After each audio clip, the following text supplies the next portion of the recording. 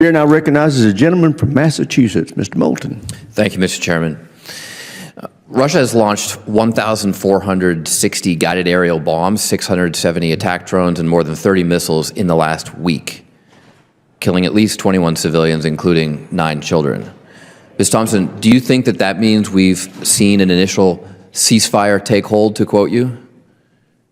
Thank you for the question, Congressman. I would point out that this is an ongoing peace negotiation process. We are at the beginning stages. I'm asking if you think that qualifies as a ceasefire taking hold.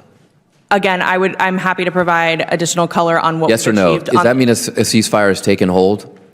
I am happy to provide more clarity on this situation. You're unwilling to answer the question. You should answer questions when you come here, Ms. Thompson. In a heated and highly charged congressional hearing, tensions flared between members of Congress and representatives from the U.S. Department of Defense DoD as they grappled with critical issues related to national security, military policy, and the integrity of American leadership on the global stage. Representative Seth Moulton of Massachusetts took a leading role in challenging the administration's handling of ongoing security crises, particularly regarding Russia's aggression against Ukraine and the broader implications of U.S. foreign and defense policy under former President Donald Trump. At the heart of the exchange was a pointed critique of the administration's claims that a ceasefire in Ukraine was beginning to take hold, despite overwhelming evidence of continued Russian attacks that had killed numerous civilians, including children. Ms. Thompson, you said that the Pentagon is undergoing a worldwide force posture review based on President Trump's stated interests.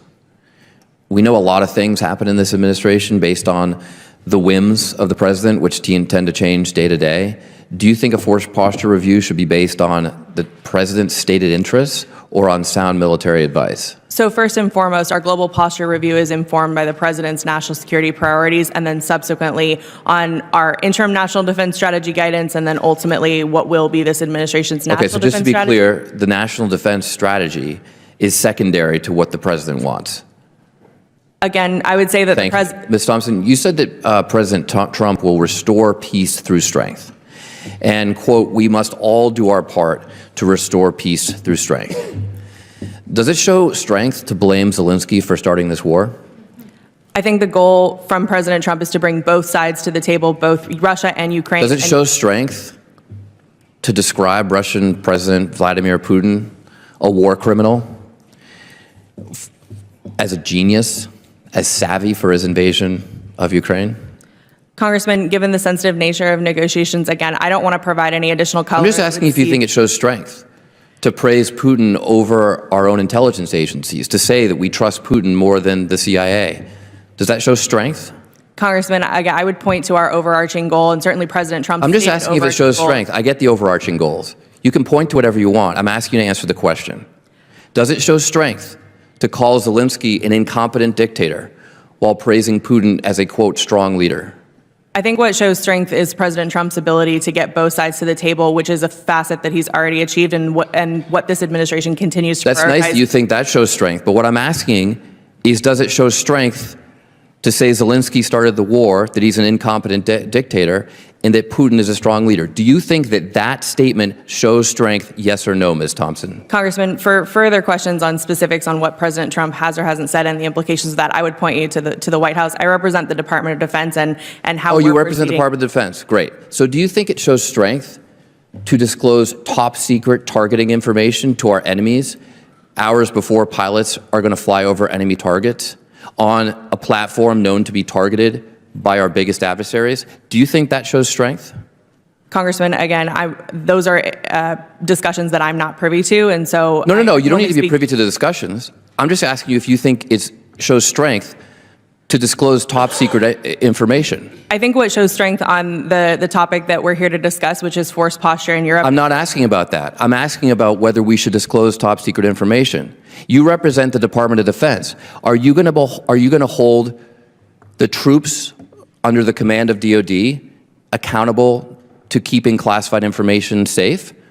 Or do you think it shows strength to tell our troops that it's okay to disclose top secret information? That they will not be held accountable if that happens? Congressman, I can only speak for myself, and I personally practice all of the information security protocols of the department, and it is the expectation of the department in this position to do so, and I certainly do. And do you hold yourself accountable for that? Personally hold myself accountable for compliance with information security? Absolutely.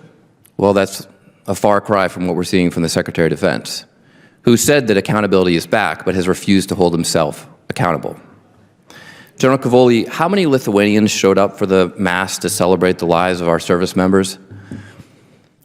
Congressman, I couldn't give you an exact number. I don't know what the police counted, but it's the National Cathedral. It's in this main square. Several hundred? Close to 1,000? What is it? Certainly over 1,000. Well, we only have one president who spent $26 million on taxpayer-funded golf vacations in the first 69 days since its inauguration.